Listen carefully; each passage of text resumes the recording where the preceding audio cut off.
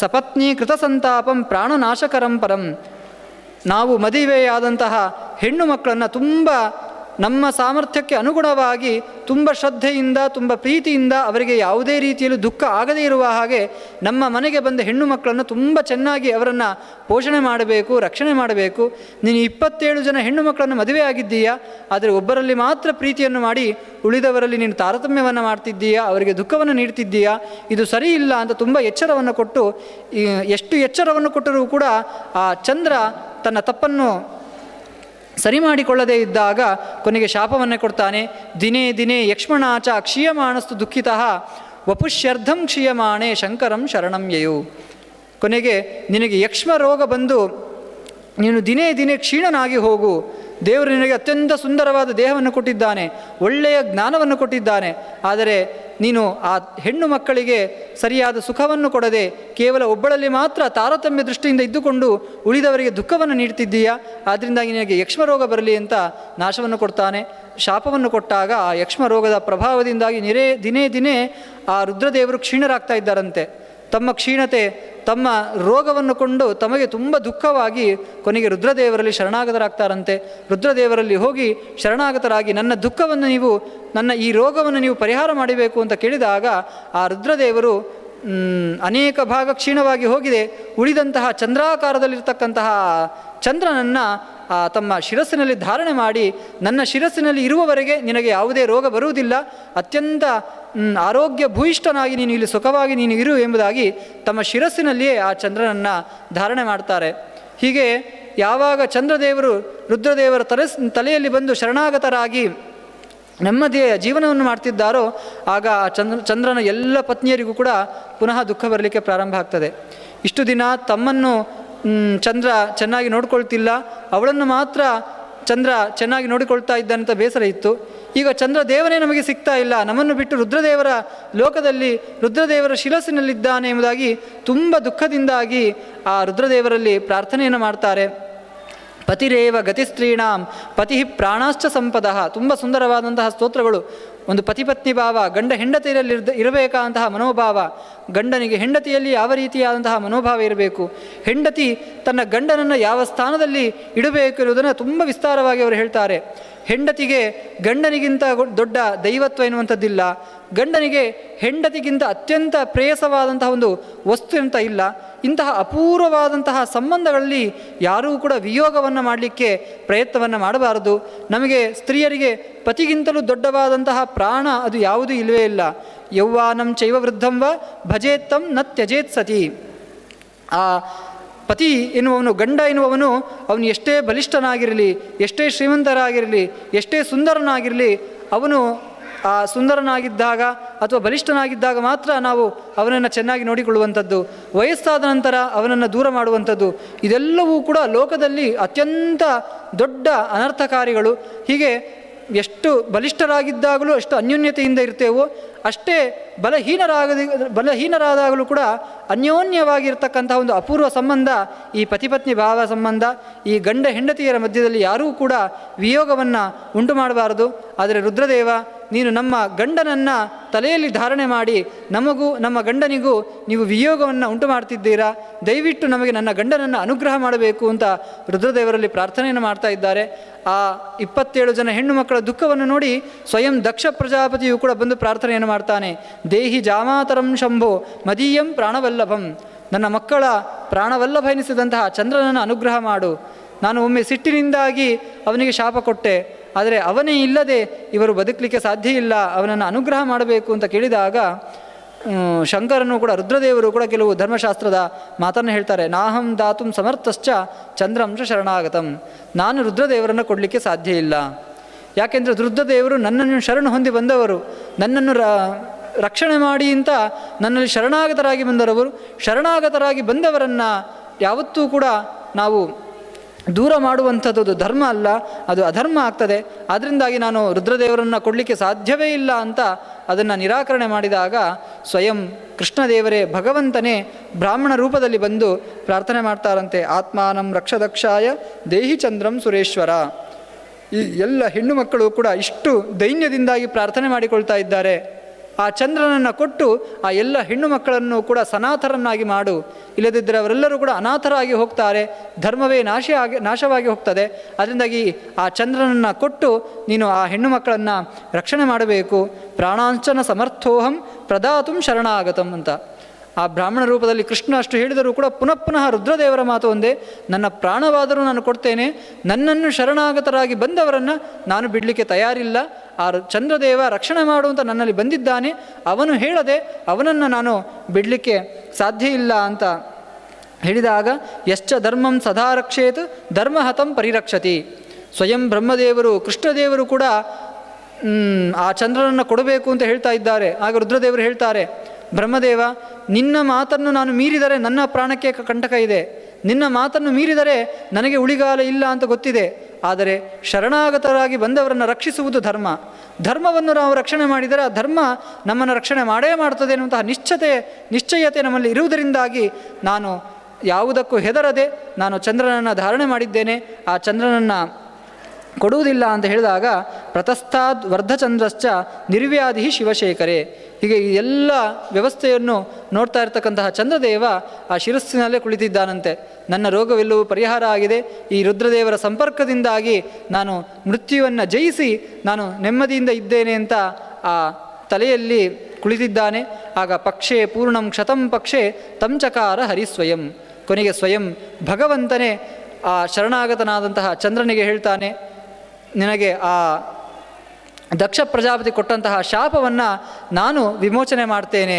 ನಿನಗೆ ಅವನು ಆ ಕ್ಷಯರೋಗದಿಂದಾಗಿ ನಾಶವಾಗಬೇಕು ಅಂತ ಶಾಪ ಕೊಟ್ಟಿದ್ದ, ಆದರೆ ಅವನ ಶಾಪದಂತೆ ನೀನು ಕ್ಷಯವನ್ನು ಹೊಂದು. ನಾವಿವತ್ತು ಲೋಕದಲ್ಲಿ ನೋಡ್ತೇವೆ, 15 ದಿನ ಚಂದ್ರ ಕ್ಷಯವನ್ನು ಹೊಂದುತ್ತಾನೆ, ಪುನಃ 15 ದಿನ ವೃದ್ಧಿಯನ್ನು ಹೊಂದುತ್ತಾನೆ.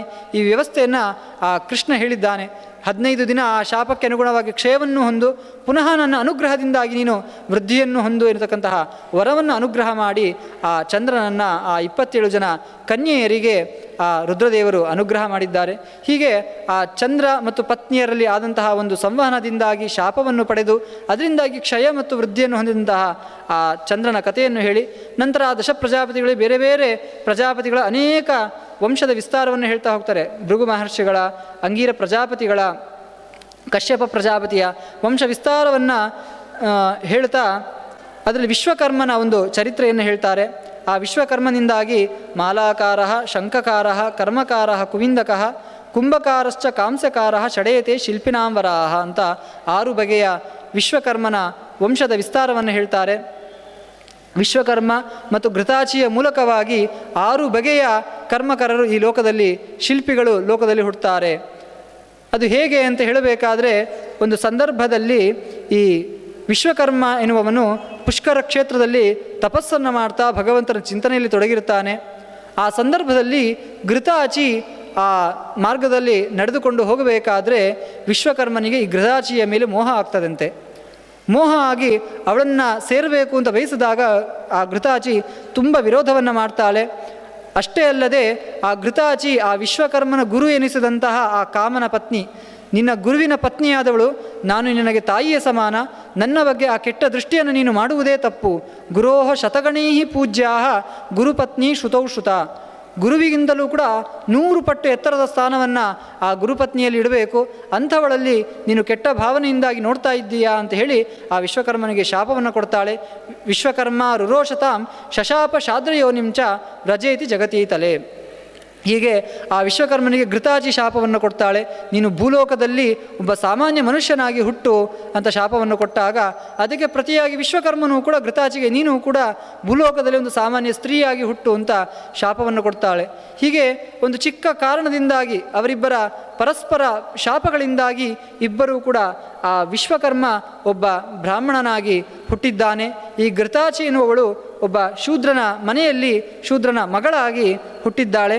ಹುಟ್ಟಿದ ಆ ಇಬ್ಬರಿಗೂ ಕೂಡ ನೃಪಾಣಾಂಚ ಗೃಹಸ್ಥಾನಾಂ ನಾನಾ ಶಿಲ್ಪಂ ಚಕಾರಃ.